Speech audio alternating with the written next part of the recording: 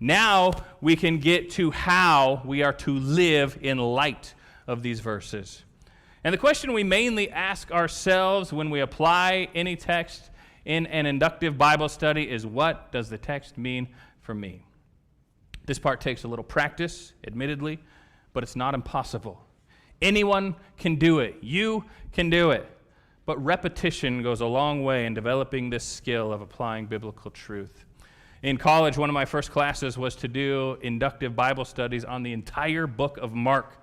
All 16 chapters I had to break down into bite-sized chunks and observe, interpret, apply, rinse, and repeat over and over and over for weeks upon weeks until I got decent at studying the Bible like this.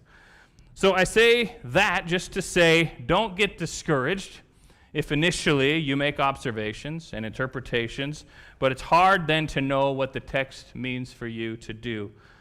Texts like the one that we selected today are a little harder to apply to our lives because there's no command to follow.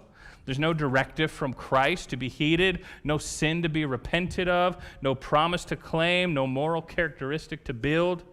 So how do we apply texts like this? Well, the main thrust of these verses is that Jesus is the prophesied servant of God that Isaiah talks about. I like to identify the main idea in any passage as a place to start. And Jesus' mission as a main idea is twofold. He's here on this earth for two reasons, Matthew tells us: to serve God and to serve sinners, people like you and I.